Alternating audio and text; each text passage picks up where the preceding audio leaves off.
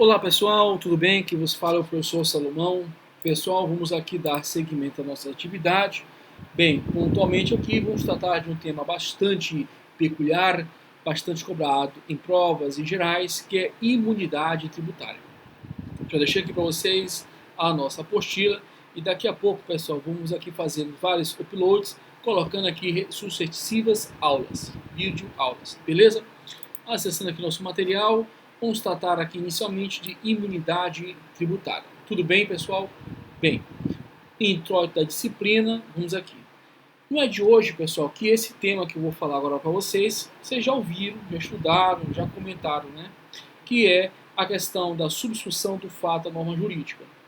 Bem, de toda maneira, pessoal, desde a introdução do direito, direito previdenciário, direito tributário, direito civil, enfim, qualquer uma dessas áreas do direito, vai sempre tocar esse tema. Bem, tem um brocardo milenar, que eu tenho certeza que vocês já ouviram falar, que é o ex facto litu jus, ou seja, dos fatos dão origem a direitos. Ex facto, né, dos fatos, orito jus, ou ius orito, dão origem a direitos.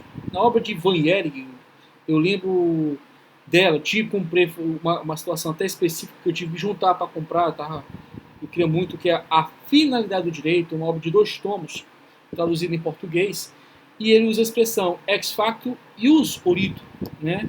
Enquanto que muitos livros em gerais usam a expressão ex facto orito jus, né? Cada livro uma particularidade. Bem, de toda maneira, pessoal, dos fatos dão origem a direitos. Que fatos são esses? São fatos juridicamente tutelados. Quem define isso? A lei. Quem define isso? A lei.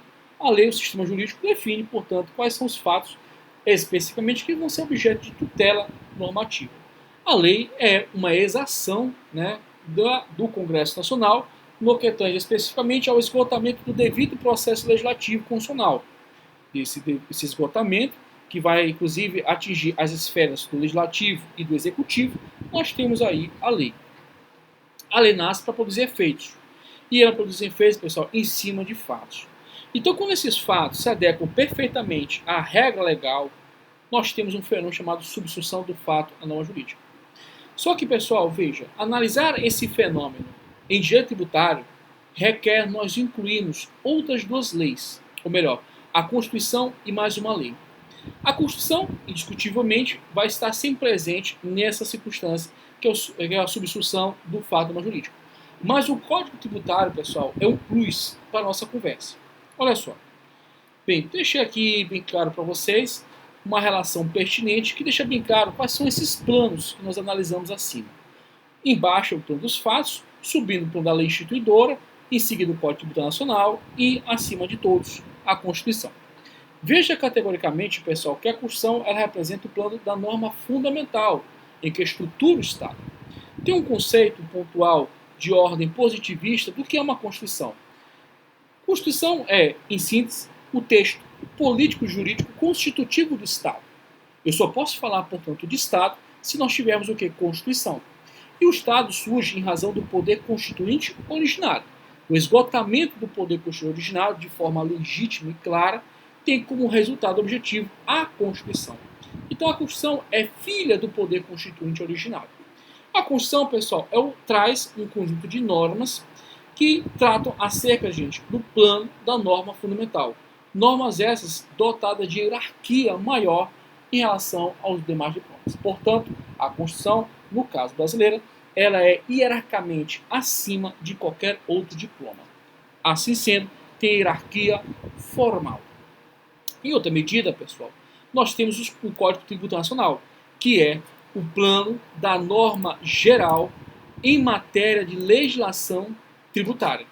Veja categoricamente, pessoal, que o CTN ele traz todo o alcance disciplinar dos demais leis que regem a matéria tributária. É a norma geral, enquanto que as demais leis são normas especiais, específicas. Atinge, portanto, pessoal, realidades jurídicas não tão abrangentes quanto o CTN. Aliás, pessoal, não custa nada relembrarmos sucessivas vezes que o CTN ele foi recepcionado pela Constituição Federal de 67 como norma geral, né, materialmente como lei complementar. O professor, o CTN não é uma lei ordinária, Lei 5172 de 66? É, cara. Ela foi elaborada com base na Constituição à época vigente e foi, portanto, passou pelo devido processo legislativo constitucional e o resultado prático é de uma lei ordinária. Só que, pessoal, existe o fenômeno da recepção material. Uma Constituição ela pode receber ou não materialmente o diploma, com base, evidentemente, no diploma dessa Constituição. E a Constituição, pessoal, de 67 obrigou, portanto, ao CTN ingressar no sistema jurídico sendo recebido, mas com status um pouco mais elevado que o anterior. O status que foi dado ao CTN em 67 foi o status de lei materialmente complementar, mas respeitando o status formal de lei ordinária. Isso sucedeu-se com a emenda constitucional número 1 de 69, que para muitos constitucionalistas é uma Constituição. E, mais uma vez, reverberou também para a Constituição Federal de 88, recebendo o CTN materialmente como lei complementar, e não obstante, pessoal, ela ser em si formalmente uma lei ordinária. Pessoal, o CTN é um dos diplomas mais importantes do sistema tributário nacional. Só perde em relação à Constituição. Bem, logo embaixo nós temos o que, gente? A lei instituidora. A lei instituidora, pessoal, ela vai dizer a hipóincidência. Ela vai identificar as minúcias do contribuinte, as minúcias do fato gerador. Cuidado, pessoal, que a Constituição, ela apresenta os tributos, ela apresenta as situações jurídicas que são passíveis de ocorrência como fato gerador. Mas quem vai dizer categoricamente fato gerador é a lei instituidora. E falando em fato gerador, pessoal, o fato gerador é um fenômeno da realidade humana. Evidentemente, eu estou falando do fato gerador da obrigação tributária principal. Porque o fato gerador da obrigação tributária acessória são chamados, tem relação com os chamados deveres instrumentais, que são obrigações de fazer e obrigações de não fazer, pessoal. Obrigações essas que têm como objetivo, claro, propiciar a fiscalização por parte do fisco. Ok? Então veja, nesse contexto de consequência, vamos aqui dar um olhar especial à Constituição. Pessoal, a Constituição, ela trata essencialmente de, entre vários temas da matéria tributária, a competência tributária e a imunidade tributária. Vou repetir. A Constituição Federal, dentre vários temas, dois em especial ela traz no seu corpo. E esses dois temas só ela pode tratar, que é a competência tributária e, do outro lado, a imunidade tributária. Pessoal, a competência tributária, como vocês já ouviram nos nossos estudos, em sala de aula e também, pessoal, nas nossas videoaulas, a competência tributária é o poder de tributar juridicamente delimitado, como bem ensina Hugo de Brito Machado. No outro lado, pessoal, nós temos a imunidade tributária, que, como já vimos, pessoal, ela consagra normas constitucionais negativas para o exercício da competência tributária pelas unidades federativas. Então, são normas que coíbem que o ente federativo exerça plenamente a sua competência tributária. E é esse tema de agora, que é a imunidade tributária, que nós vamos nos aprofundar especificamente nessa videoaula. Pessoal, para finalizar com chave de ouro essa nossa fala, eu quero que você entenda categoricamente que a imunidade tributária ela não pode estar no CTN. Como é que é? Não. A imunidade tributária ela é, por excelência, uma norma constitucional. Na mesma medida que a competência tributária, por excelência, é uma norma constitucional. Então, veja, o CTN ele não traz nenhuma imunidade tributária, mas nada impede, pessoal, que dentro da autorização constitucional venha disciplinar a imunidade tributária já consagrada na Constituição. Porque o foco, pessoal, da imunidade é a Constituição. Mas nada impede que o CTN, como lei complementar que ela é, possa trazer certas delimitações com a linha de frente já delimitada, pessoal, pela Constituição. Show de bola, tranquilo. Pessoal, vamos aqui especificamente analisar o que é em si, de forma mais profunda, a imunidade tributária. Bem, no quadro aqui colocado, eu coloquei a seguinte informação. A Constituição Cidadã coíbe que o ente político exerça para a hipótese constitucional sua indelegável competência tributária. Trata-se de incompetência tributária constitucionalmente qualificada. Traduz isso. Pessoal, essa referência aqui não é minha, é da doutrina. E ela diz categoricamente, pessoal, que a imunidade tributária, ela coíbe que a unidade federativa titular da competência tributária possa plenamente exercer a instituição, cobrança e arrecadação respectiva do tributo. Então, pessoal, é como se fosse uma barreira. O fato gerador, ele ocorreu. A lei instituidora, ela está ali, prevendo aquela situação como fato gerador. O Código Tributário, ele interpreta categoricamente que houve, portanto, uma situação em concreto de ocorrência do fato gerador da obrigação tributária principal. Mas a Constituição, ela por si só, cria uma barreira, pessoal. Uma barreira virtual. Vamos ver esse caso. Vamos trabalhar pontualmente aqui, pessoal, o IPTU. Pessoal, o IPTU é um imposto municipal que incide sobre a propriedade territorial urbana. Tudo bem? O que ocorre, pessoal? Existe uma lei instituidora do tributo, que é uma lei municipal. O CTN traz os contornos gerais, como norma geral que ela é, acerca do IPTU. Só que, pessoal, no bando tradicional padrão, o IPTU ele tem uma situação jurídica já consagrada na Constituição quanto à existência do tributo. Tanto é que o artigo 156 ele fala de todos os tributos, todos os impostos municipais. Ele fala que não é só o IPTU como imposto municipal, tem também o ITBI e tem também, pessoal, o ISS ou ISSQN. Então, a Constituição já diz, olha, IPTU, peraí, deixa eu ver aqui, sim, IPTU é um imposto municipal, pode cobrar. Só que, pessoal, quando existe a imunidade tributária, o CTN diz o seguinte, a Constituição diz o seguinte, existe o fato gerador, existe uma lei instituidora, existe o CTN, e nesse contexto eu previ o IPTU como imposto incidente para o fato gerador.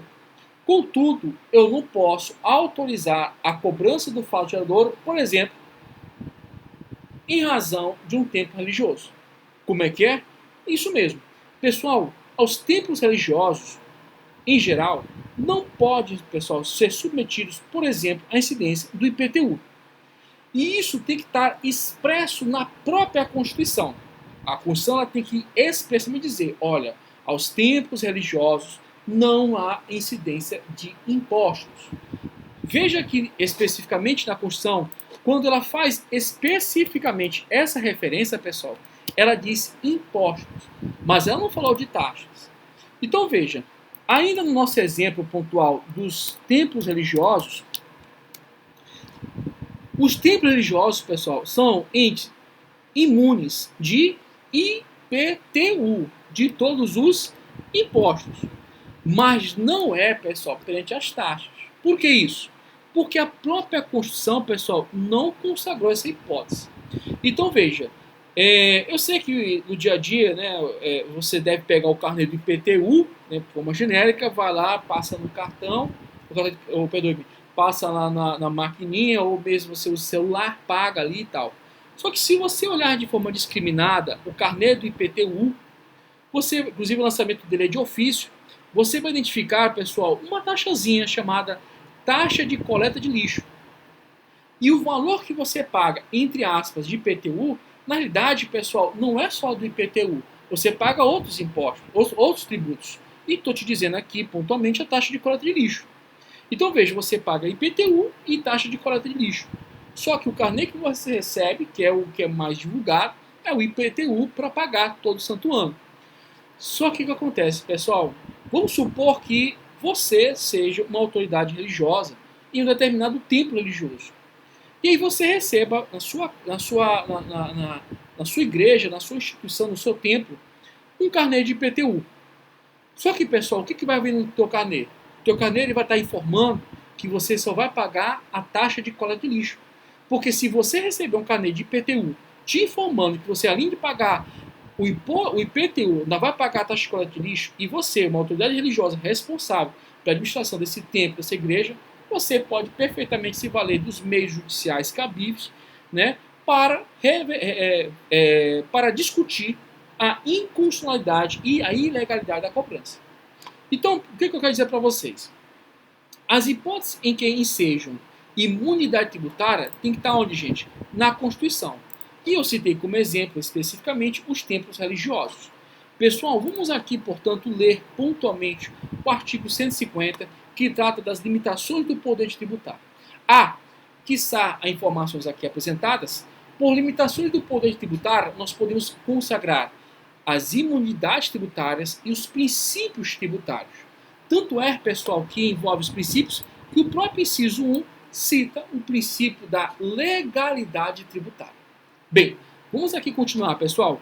Artigo 150 da Constituição diz o seguinte: sem prejuízo, deixa eu aumentar aqui, sem prejuízo de outras garantias asseguradas ao contribuinte, é vedada da União aos Estados, DF e municípios, o que, pessoal? Vamos aqui, inciso 6, instituir impostos sobre, templos de qualquer culto. Então, pessoal, aqui significa dizer que perante os impostos, um templo religioso não vai pagar mesmo, um IPTU ou qualquer outro tipo de imposto. Mas isso não se externaliza, tá? Nem por analogia a qualquer outro tipo. É só impostos. Beleza? Um outro exemplo aqui, pessoal. Instituir impostos sobre livros, jornais, periódicos e o papel destinado à sua impressão. Olha aqui. Então, o livro, pessoal, ele, né, quanto inclusive o papel destinado à sua impressão, não submete à incidência de impostos. Beleza? Tranquilo? Pessoal, vamos dar, portanto, aqui seguimento à nossa videoaula. Existe, pessoal, uma distinção bem clara entre imunidade tributária e exclusão do crédito tributário. Pessoal, na imunidade tributária, a barreira que vai envolver, pessoal, ela é antes da ocorrência do que, gente? Da ocorrência de chegar a Constituição a autorizar. Porque a Constituição ela só autoriza as situações em que está dentro da regra de competência tributária. Mas ela exclui a cobrança quando cai na situação de imunidade tributária.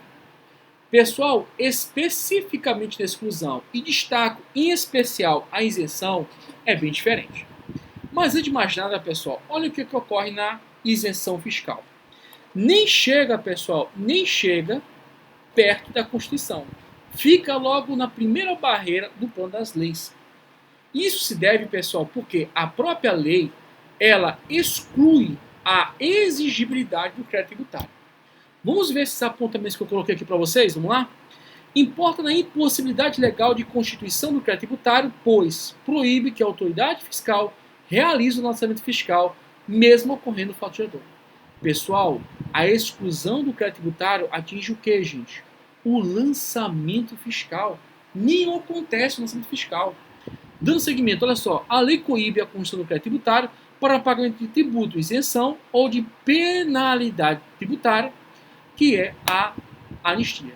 Pessoal, a penalidade pecuniária ou tributária ou multa tributária, pessoal, ela é usurpada quanto à sua cobrança em razão da anistia. Alguns chamam, inclusive, pessoal, da anistia como o perdão das multas tributárias, o perdão das penalidades pecuniárias. Tá? Tem livros que fazem essa referência. Bem, a isenção está atinente aos tributos e a anistia está atinente às infrações, às multas tributárias. Ok? Show de bola?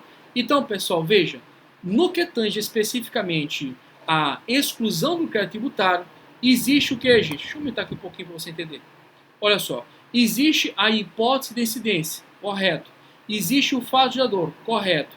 Existe a obrigação tributária, mas não há crédito tributário. Por quê? Porque não houve o lançamento do crédito tributário. E quem que realiza o lançamento, pessoal? Em regra, é a autoridade fiscal que faz a procedência do lançamento fiscal. Tudo bem? Vimos em sala de aula os lançamentos em gerais. O lançamento de ofício, o misto, enfim, tá? O autolançamento. Nós vimos aí pontualmente as diversas modalidades de lançamento fiscal em sala de aula. Beleza? Aí eu te convido aí pegar o seu caderno, pegar e rever a sua matéria e estudar. Show de bola, pessoal? Tranquilo? Bem, pessoal, feito tais expoentes, vamos aqui. Vamos aqui começar a trilhar, iniciar a nossa conversa para estudarmos uma primeira imunidade. Bem, a consta do crédito tributário, pessoal, ela ocorre com quem?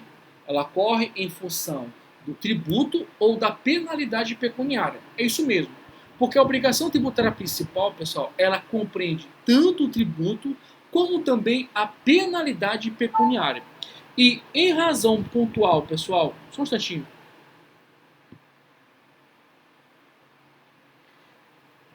Pronto. Em razão pontual, pessoal, da exclusão do crédito tributário, não ocorre o que, pessoal? Vamos aqui. Não ocorre isso aqui, ó. Não ocorre a Constituição. Professor, então, teve hipótese desse? Teve, porque existe uma lei instituindo. Existe fato giratório ocorrido? Existe. Existe obrigação tributária? Existe. Mas não houve o que, gente? A constituição do crédito tributário. Seja em razão de uma penalidade, seja em razão o que, gente? Seja em razão do próprio tributo.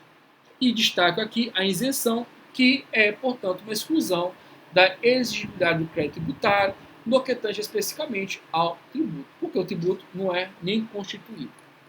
Pessoal, aqui é um bloco de anotações pontuais e vou aqui já começar a tratar com vocês, pessoal, de uma primeira imunidade tributária que é bastante polêmica, pessoal, que é a imunidade subjetiva, que é a primeira imunidade que a gente vai trabalhar. Tem um macetezinho, pessoal, que na verdade não é meu, é antigo, tá? Um macetezinho para a gente poder memorizar essas sucessivas imunidades. A forma como eu organizei aqui foi a forma como eu entendo mais didática de explicar. Tudo bem? Então memorize esse macete antigo, tá? Sorte. Sorte. S de imunidade subjetiva, O de imunidade objetiva, R de imunidade recíproca e TE de tempo religioso, tá? Repetindo, sorte. S de imunidade subjetiva, O de imunidade objetiva, R de imunidade recíproca e TE de imunidade perante os tempos de qualquer culto. Beleza? Tranquilo? E pessoal, nesse contexto específico, nós já vamos analisar, nós temos também outras formas de compreender a imunidade, ou melhor, outras situações de imunidade tributária que, por sinal, pessoal, decorreram do poder constituinte derivado reformador, que não são do poder constituinte originário, tá bom? Bem, vamos aqui tratar logo dessa imunidade, a imunidade subjetiva. Para tanto, pessoal, vamos aqui tratar especificamente do artigo 150, inciso 6, a linha C da nossa Constituição. 150, inciso 6, a linha C da nossa Constituição. 4, 5, aqui. Bem, é vedado, pessoal, as unidades federativas instituir impostos sobre o que, gente? Olha só, patrimônio, renda ou serviço dos partidos políticos, inclusive suas fundações, das entidades sindicais dos trabalhadores, das instituições de educação e de assistência social, sem fins lucrativos, atendidos os requisitos da lei. Pessoal, eu vou dizer em particular, como o tributário sempre foi uma matéria que eu gostei desde a época da faculdade, essa imunidade aqui, pessoal, dessa transição da minha faculdade à minha realidade como professor, foi uma das imunidades mais discutidas, mais reverberaram uma série de processos judiciais. E não é à toa, pessoal, porque essa imunidade ela é bem ampla. Veja que ela incide sobre partidos políticos, inclusive as fundações deles, né, inclusive suas fundações, entidades sindicais dos trabalhadores, e aí vai também, pessoal, instituições de educação e assistência social, sem fins lucrativos, atendidos os requisitos da lei. Pessoal, essa imunidade é uma imunidade delicada, porque sempre houve casos pontuais de fraudes, pessoal, de sonegações fiscais.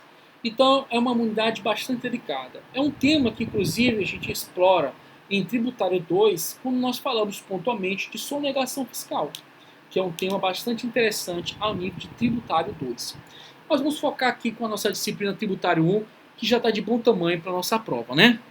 Então vamos aqui, pessoal. Primeiramente, pessoal, essa imunidade, ela compreende o quê? Vamos lá. Primeiro ponto, cadê ela? Aqui. Ela compreende o quê, gente? Patrimônio, renda ou serviços.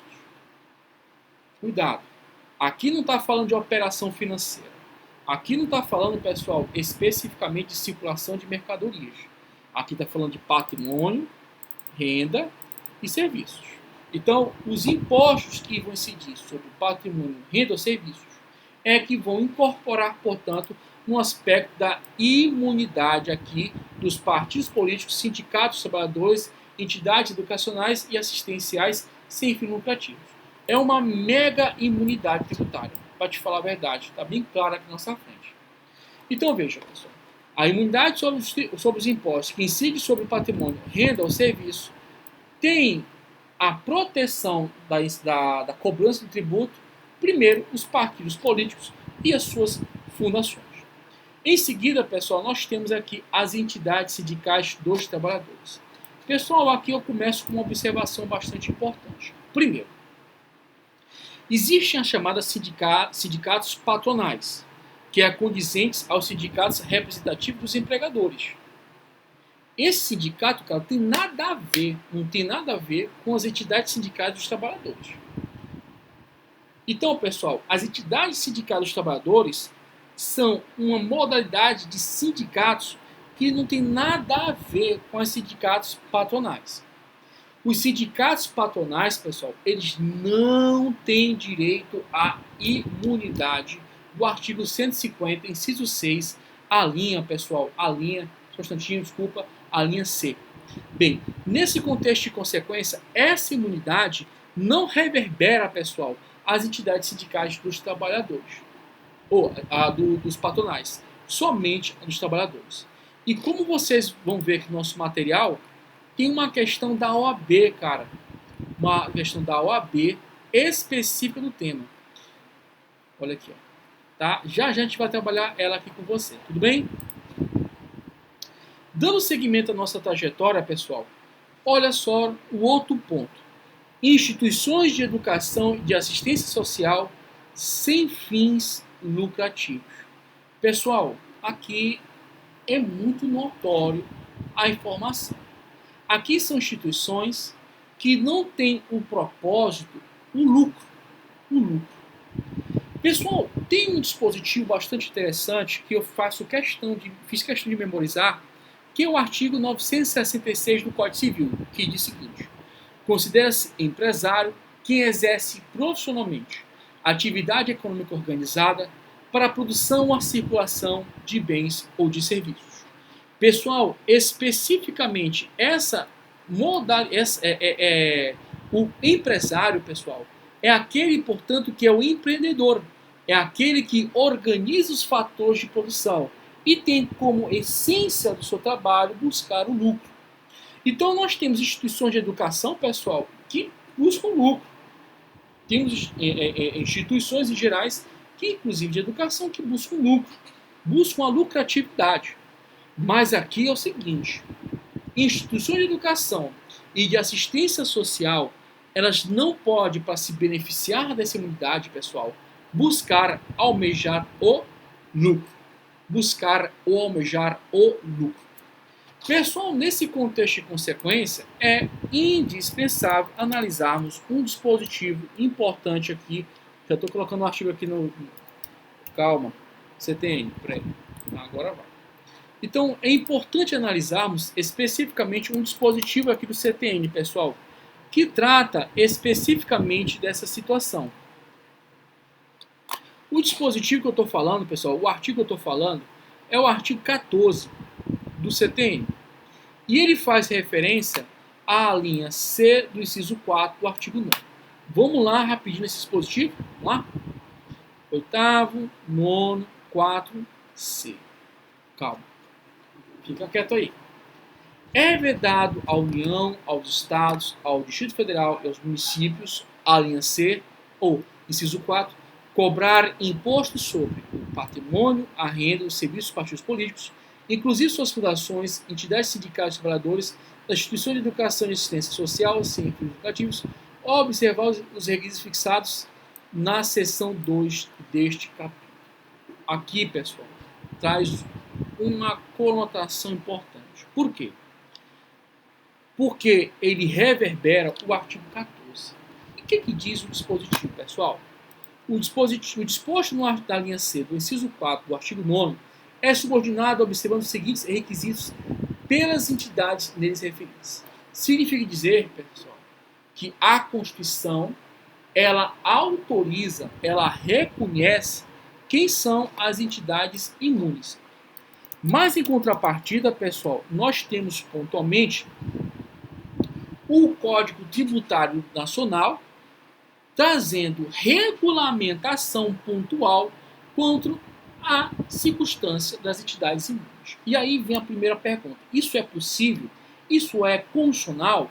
Bem, coloquei aqui já na tela para você, para a gente agilizar, porque eu estou vendo aqui que já passou dos 30 minutos. Tá? Bem, olha o que diz o artigo 146 da Constituição. Cabe à lei complementar, inciso número 2, regular as limitações funcionais ao poder de tributário. E, pessoal, isso invade no estudo da imunidade tributária. Portanto, pessoal, dispositivo plenamente válido e constitucional. E, por sinal, pessoal, é um dispositivo que teve redação dada pela Lei Complementar 104 de 2001. Portanto, está valendo, inclusive já foi objeto de cobrança em exame de ordem. O dispositivo trata o seguinte, mais uma vez, o disposto na linha C do inciso 4 do artigo 9º, que é a imunidade que nós estamos estudando, é subordinado observando os seguintes requisitos pelas entidades nele referidas. Inciso 1, não distribuir qualquer parcela de seu patrimônio ou de suas rendas a qualquer tipo. E isso, pessoal, vai refletir em ressonância com a própria vontade da Constituição, de que não haja nenhuma lucratividade, pessoal, que não haja nenhum propósito econômico de enriquecimento em razão da existência da imunidade. Mas não acabou não, pessoal. Mas, pessoal, não acabou não. Vamos aqui pontualmente ao inciso 2 do artigo 14. Esse dispositivo está dentro da redação original do CTN. Aplicar integralmente no país ou seus recursos, manutenção dos seus objetivos institucionais. Ou seja, não há desvio de recursos. São entidades com um propósito específico de aplicarem todos os recursos ao Brasil, ao país, e, ao mesmo tempo, pessoal, não haver nenhuma parcela de distribuição de renda ou de patrimônio entre eles. Até porque não é uma sociedade. Bem, inciso 3º, manter escrituração de suas receitas e despesas em livros revestidos de formalidades capazes de assegurar a sua exatidão. Aqui, naturalmente, nós temos uma obrigação de acessória, um dever instrumental, que é, pessoal, condito sine qua non, condição indispensável para que possa essa entidade se beneficiar da imunidade tributária. Esse dispositivo já foi cobrado em várias provas, pessoal.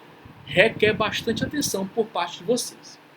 Bem, nesse contexto de consequência, pessoal, para finalizar a nossa videoaula nesse ponto modal, vou tratar aqui especificamente você da parte final do artigo 150, inciso 6, a linha C.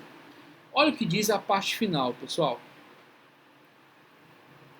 Atendidos os requisitos da lei. Pessoal, esse ponto foi objeto de questionamento por parte dos tribunais.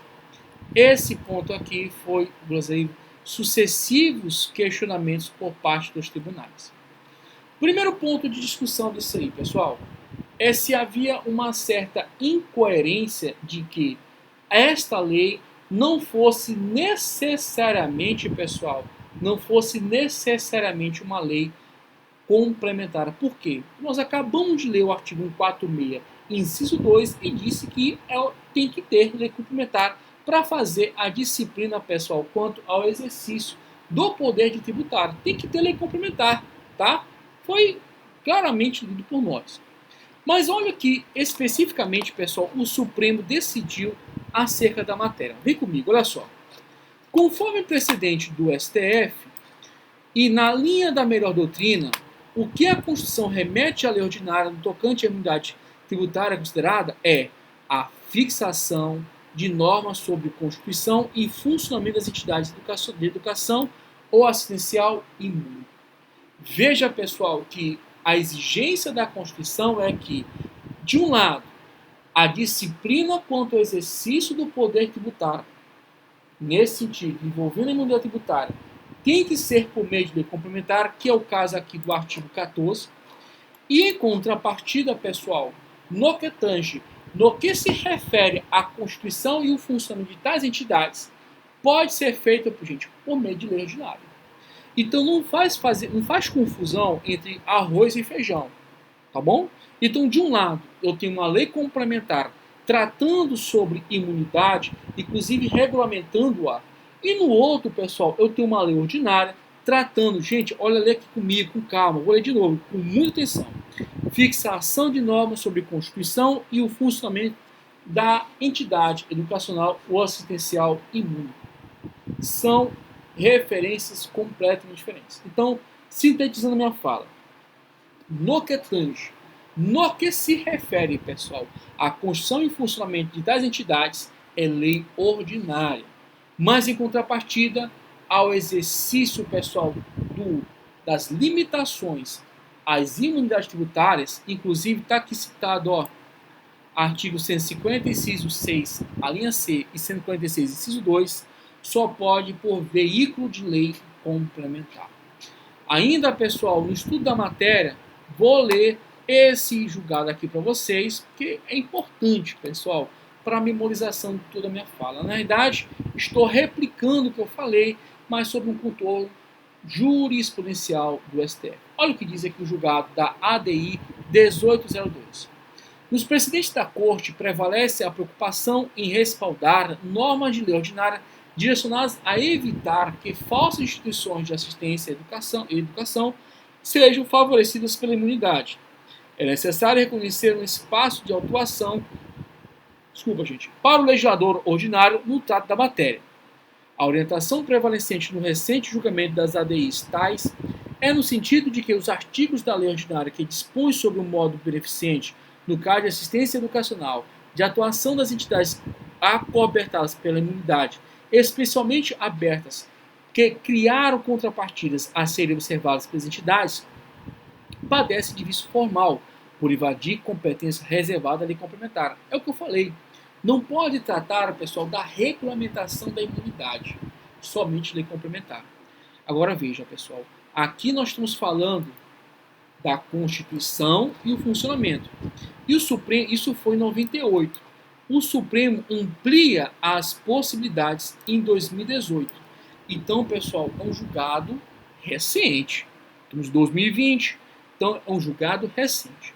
Então, além da Constituição e funcionamento, o Supremo Tribunal Federal também considerou, pessoal, que é passível procedimentos, aspectos procedimentais, pessoal. Olha só. Os aspectos procedimentais necessários à verificação do atendimento das finalidades funcionais da regra de imunidade, tais como as referentes à certificação, fiscalização e o controle administrativo, continuam passíveis de definição por lei ordinária. Então, não são somente duas situações, são três. Os aspectos atinentes, pessoal, à fiscalização, ao controle administrativo e demais procedimentos administrativos são regidos por lei ordinária. Não acabou não, o tema é grande. Pessoal, a natureza jurídica dessa norma, pessoal, segundo a classificação mais usual de José Afonso da Silva, é que trata-se de uma norma auto-aplicável, mas de eficácia contida. Por quê? Porque a parte final do dispositivo fala o quê, gente? Atendidos os requisitos da lei. Ainda para finalizar, pessoal, o nosso estudo pontual, trago para vocês um julgado não tão recente, que é em 2013, mas também importantíssimo. Vamos supor, pessoal, que aquela entidade imune beneficiada do artigo 150, inciso 6, a linha C, tenha um imóvel, pessoal, não utilizado, ocioso. Pessoal, nesse julgado, especificamente tratando do IPTU, o entendimento é o seguinte: esse imóvel ocioso tem que estar o quê, gente? Não somente ocioso, mas temporariamente ocioso, para que seja preservada o benefício dessa imunidade. Olha só, pessoal, o que foi decidido aqui no recurso extraordinário 767332, na lauda do ministro Gilmar Mendes, um grande constitucionalista. Olha só, pessoal. A imunidade tributária prevista no artigo 150, inciso 6, a linha C da Constituição, aplica-se aos bens imóveis temporariamente ociosos, de propriedade das instituições de educação e assistência social, sem fins lucrativos que atendam aos requisitos da lei. E, pessoal, para sintetizar a conclusão de toda a nossa fala, que é a súmula vinculante número 52, que inclusive está no material aí da atividade de vocês. A súmula vinculante número 52 é a conclusão de tudo que eu falei. Olha o que diz a súmula, pessoal.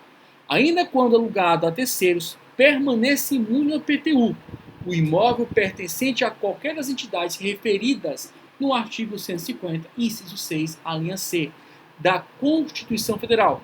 Agora veja, pessoal. Desde que o valor, isso aqui é importante, desde que o valor dos aluguéis sejam aplicados nas atividades para as quais as entidades foram constituídas.